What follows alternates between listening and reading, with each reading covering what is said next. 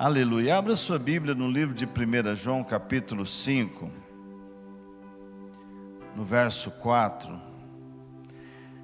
Está escrito assim: pois todo o que é nascido de Deus vence o mundo. E esta é a vitória que vence o mundo, a nossa fé.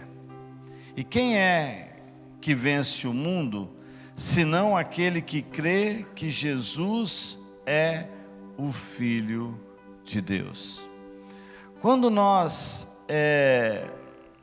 trabalhamos o nosso coração para entender o que o Senhor pode fazer na vida de alguém, a Márcia falou sobre a Tata, sobre a irmã dela, e ela foi, e ela aceitou a Jesus, só porque ela está num lugar que é distante, mas a obra que Deus inicia, Ele mesmo providencia para que ela chegue até o final. Se for a fonte, Deus vai providenciar; se não for, Deus vai colocar uma igreja séria. Mas pelo contrário, o projeto não será interrompido, mas será estendido aos familiares e às pessoas no qual a Tata tem influência, que tem credibilidade, porque é uma pessoa que tem credibilidade. Então, o Espírito Santo de Deus, Ele está nos chamando a entender de uma forma mais profunda acerca do chamado. Eu quero que você abra a Bíblia também no Evangelho de João, no capítulo 6. Evangelho de João, no capítulo 6, a partir do verso 37. João 6, a partir do verso 37. Todo aquele que o Pai me dá, virá a mim. E o que vem a mim, de maneira nenhuma o lançarei fora.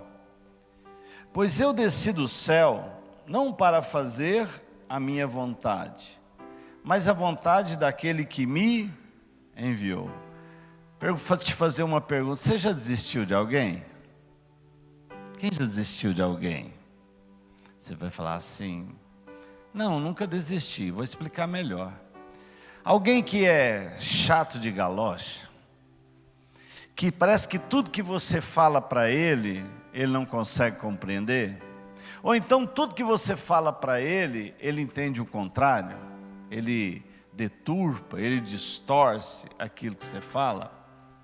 De repente, você começa a ser levado num nível que você pensa assim: se o próprio apóstolo Paulo disse que entregou isso para o diabo, né?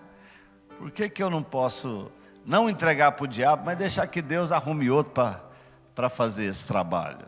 Eu acredito que muitas vezes nós isolamos pessoas, não propositalmente, mas nesse sentido de achar que nós não temos força suficiente para levá-los à transformação. Mas aqui o que nós entendemos? Se alguém se aproxima de nós como vasos de Deus, Deus é perfeito. E Ele sabe que, como igreja, como vaso transbordante de Deus, é possível levar alguém, não por nós mesmos, mas pelo Espírito Santo, a uma transformação. E isso é uma missão que nós devemos o quê? Que nós devemos assumir. Você pode repetir comigo? Fala: esta missão eu devo assumir. E assim como Jesus, não lançar ninguém fora.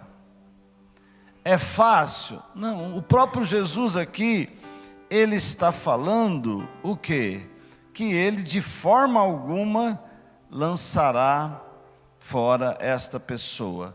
Porque se Ele veio do céu, Ele não veio para fazer a vontade dEle, mas a vontade daquele que enviou. Eu quero que o Espírito Santo fale algo no seu coração nessa manhã. não olhe as pessoas segundo o seu próprio julgamento.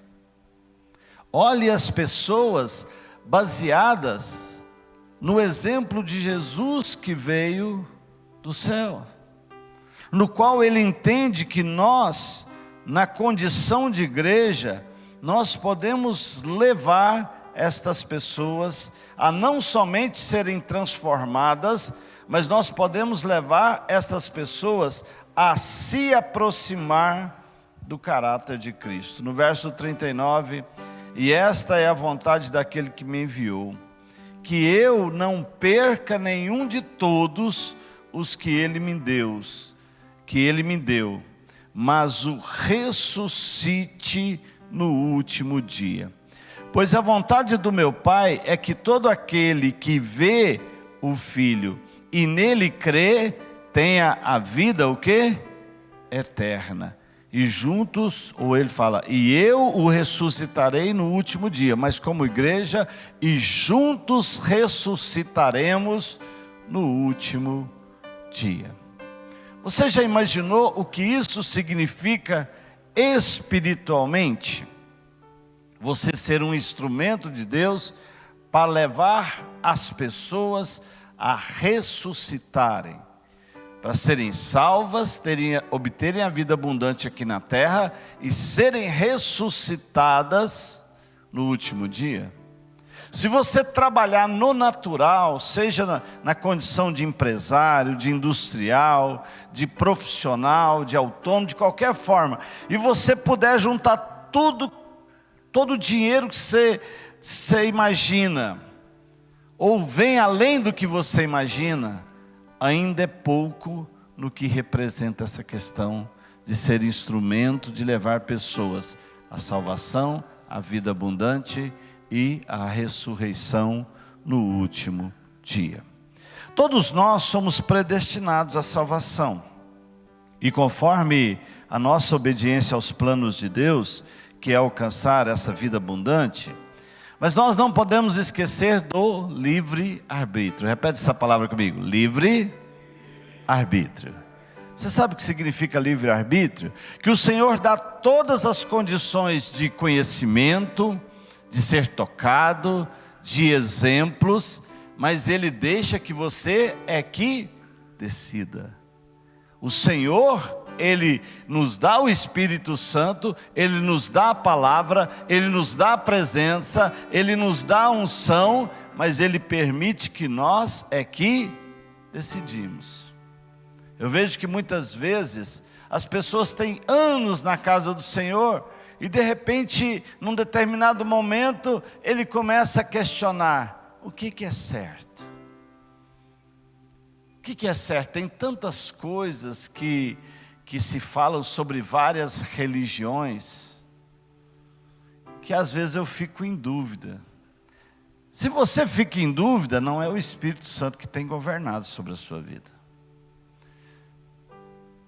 Se você está em dúvida, você ainda não teve um encontro preciso com Jesus e com o seu Espírito.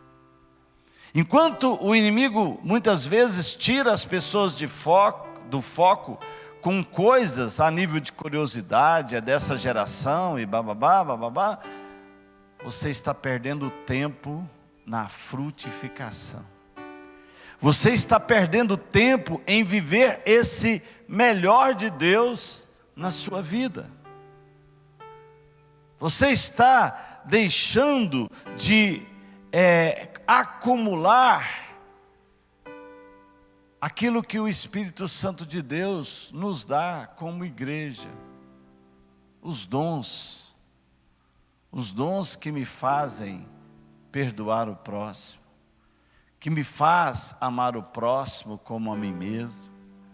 Às vezes, eu tirando o foco, eu não consigo exercer a autoridade, e numa hora H, de um desespero, eu tenho esta condição, e a pessoa se sente perdida. Alguém me ligou, há uns dias atrás, dizendo assim: eu estou com muito medo. Estou com muito medo porque eu estou sendo atordoado, que algo de muito ruim vai acontecer ou comigo ou com a minha família. E eu disse: não permita que o inimigo semeie coisas no seu coração e sopre coisas no seu ouvido que não vem de Deus. A única coisa que você precisa absorver, que este medo é porque você não tem o quê? A paz que excede todo o entendimento humano que vem do Espírito. Porque ainda que eu ande pelo vale da sombra da morte, eu não temerei mal algum. Então quem nos prepara para esta situação é o Espírito Santo de Deus. Então Ele nos deu o livre-arbítrio, que é uma bênção. Você pode repetir comigo? Falar: o livre-arbítrio é uma bênção, vírgula, mas pode ser também uma o quê? Maldição. Porque é o livre-arbítrio que me dá a condição de fazer as minhas próprias o quê? Escolhas. O Senhor não quer me amordaçar, não quer me robotizar. O Senhor não quer que eu seja alguém que faça algo sem ter o entendimento dessa intimidade com Deus Trino. Não, Ele quer que eu, pelo contrário, tendo conhecimento e entrando nesta condição, cada vez mais eu tenha alegria. Vocês perceberam a alegria da Márcia ao dar o testemunho aqui? Isso é maravilhoso. Por que é maravilhoso? Porque o Espírito Santo, Ele muda os nossos valores. O Espírito Santo, Ele muda a condição de uma visão natural para uma visão o quê? Espiritual. Vocês viram a alegria da Dilceia em fazer o anúncio do café colonial? E para quem conhece a Dilceia bem, quando ela diz assim: eu tenho vergonha de pedir para mim, é verdade. Agora, o que leva ela a esta ousadia, a esta trepidez? Porque não é para mim, é para o Senhor. Em novembro, quanto que nós tínhamos na conta? Quanto, Felipe?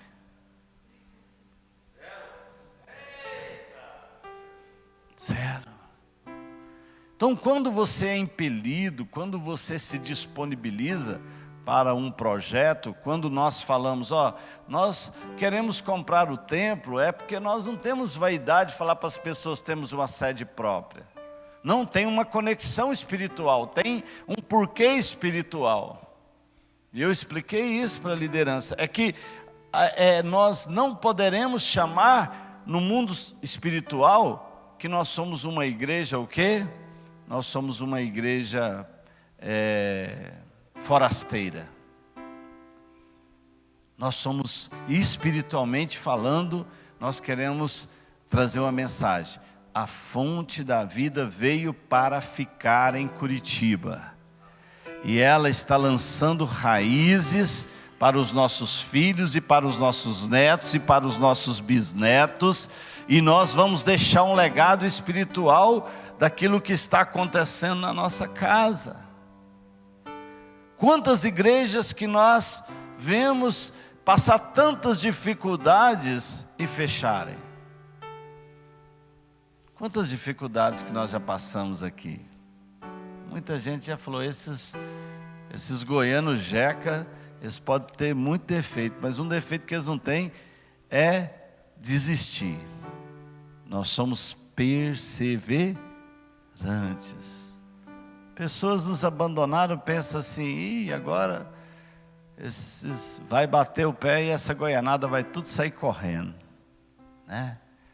E essa goianada não saiu correndo, porque nós não somos goianos, nós somos reino de Deus e temos o mesmo propósito. Aleluia! E olha o que Deus está fazendo na vida do Kaique, da Camila. Olha o que Deus fez na vida do Benjamin. Isso é fé nestas convicções que o Senhor deu no nosso coração.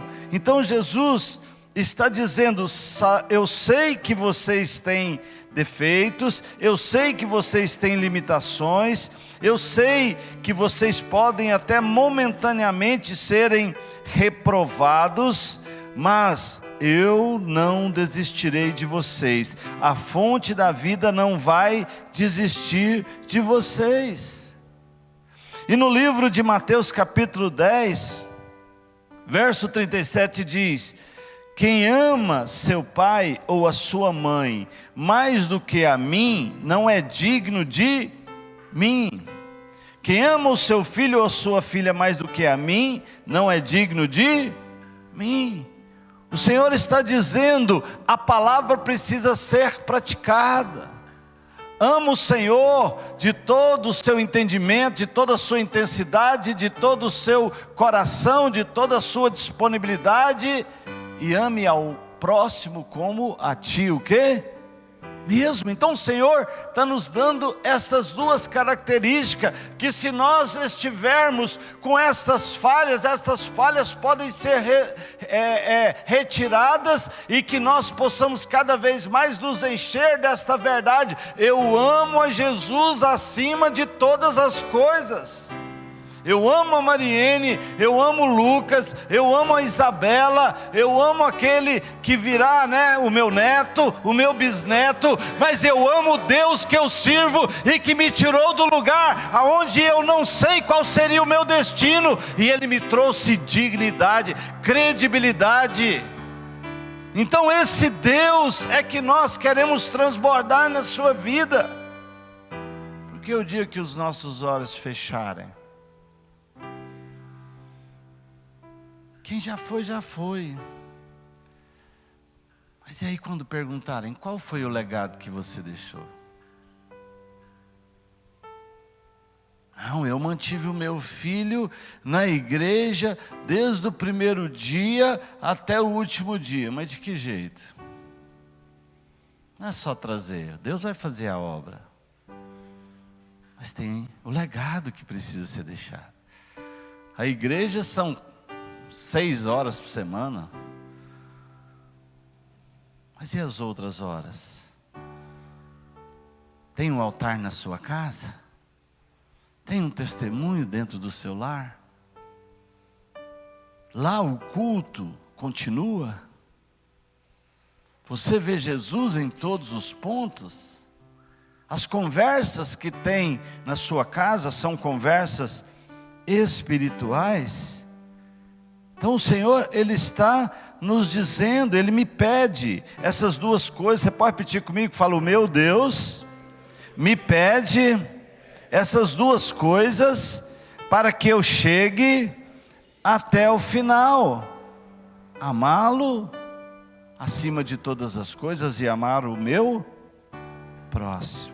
Mateus 11, 28 diz: vinde a mim todos os que estáis cansados e sobrecarregados, porque eu vos o quê? Aliviarei. A Márcia falou que o ano passado foi um ano difícil. E eu quero iniciar uma série, fazendo a introdução hoje. Nos próximos 3 domingos, nós queremos fazer uma série com o tema: o poder transformador de Jesus. E o título de hoje é: vinde a mim, diz o Senhor. Porque quem vier a Ele será o quê? Transformado. Quem vier a Ele será transformado, porque Ele é a fonte desta própria o quê? Transformação. E para inaugurar esses personagens que nós vamos trazer como exemplo, que é possível alguém de carne e osso ser transformado, ainda que tenha um temperamento difícil. Quem acha que tem um temperamento difícil aqui? Quem acha que tem um temperamento difícil aqui? Perguntar para Mariene: Mariene, o Saulo tem um temperamento fácil? Oh. Se não fosse o Espírito Santo. Agora fala: é possível ser transformado. Lembra Jeremias capítulo 18, daquele vaso que caiu, esborrachou? O que o oleiro fez em Jeremias capítulo 18? Pegou aquele barro de novo e fez um vaso o quê? Novo. Qualquer um de nós, Deus pode nos fazer vaso novo. Mas, aqui o Senhor está falando: o meu poder pode transformar a cada um, dia a dia. Nós podemos ser levados onde Deus escreveu a nosso respeito, o que Deus quer de cada um de nós. Deus não quer religião, Deus quer frutificação. Repete essa frase comigo, fala: Deus quer frutificação e não religião. O Senhor quer que nós o conheçamos na sua o quê? Intimidade. E eu quero inaugurar com este personagem, Pedro. E eu vou falar um pouquinho da introdução de Pedro, mas vou continuar no próximo culto. Dentre os inúmeros personagens do Novo Testamento, Pedro é um dos que mais se destaca por sua humanidade. Se eu puder alterar aqui o estudo, eu até colocaria por sua carnalidade. Este era Pedro. E olha só, seus erros e acertos chamam a atenção, sendo, na verdade, tema de lições deste poder transformador de Jesus. E qual que era o sentimento que Jesus tinha por Pedro, uma pessoa cheia de falhas, uma pessoa carnal, uma pessoa humana, quando o encontrou? Que ele tinha carinho por Pedro.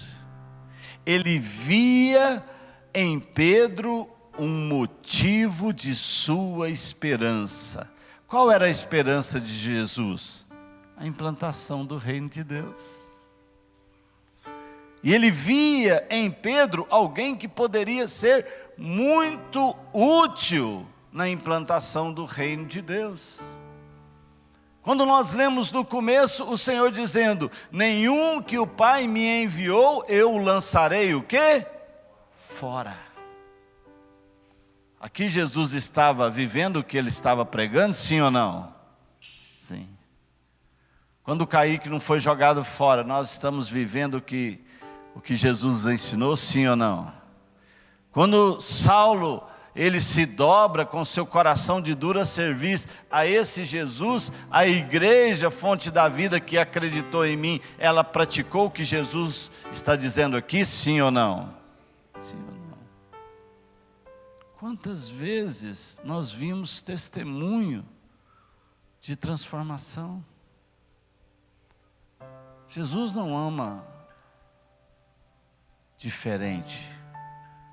Jesus não ama alguém minimamente para falar: esse não pode ser transformado. Cada um de nós e cada um daqueles que nós precisamos continuar intercedendo por eles, vai chegar o dia que eles vão ser transformados genuinamente. Gente, eu recebo pessoas de todo jeito no gabinete pastoral. Eu recebo em visitas. Eu ouço cada coisa, mas no meu espírito uma palavra não para de ser liberada de dentro de mim espírito. Não é desse jeito. Deus vai te transformar completamente. Deus vai te transformar completamente.